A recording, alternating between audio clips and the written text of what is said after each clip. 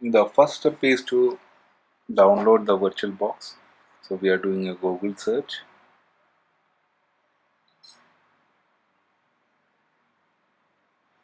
And we have three options. We will select the Mac, which will be a DMG file. So it's downloading right now. Let it complete the download. Once it is downloaded, I just double clicked it so that it is being installed. The first step for a Mac is to verify the package, which will be done initially. So let it be completed. After that, we will get the installation screen.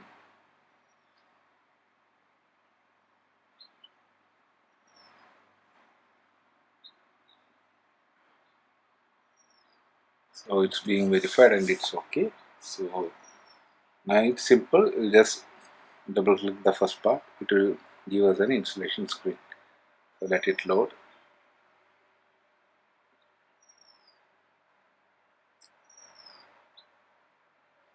I am running on a 7-year-old MacBook Pro, so it's a bit slow now. So I accidentally double clicked again. That's why it is coming as a pop-up window. So I will just cancel it.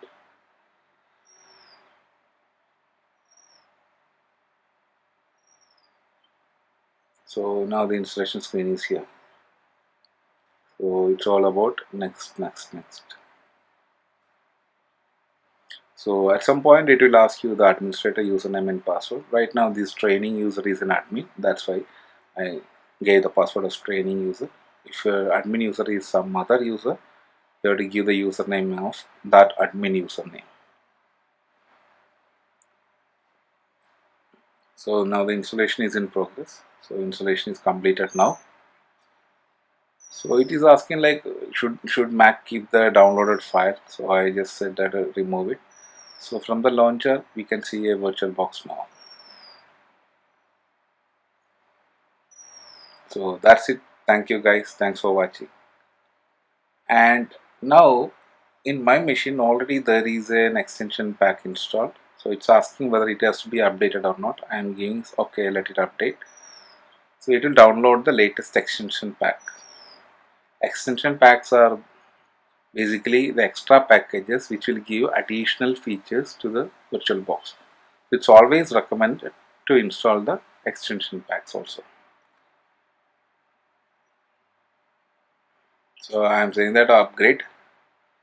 So it will upgrade to the latest extension pack. Again, all these are admin actions, so you always have to give the username and password.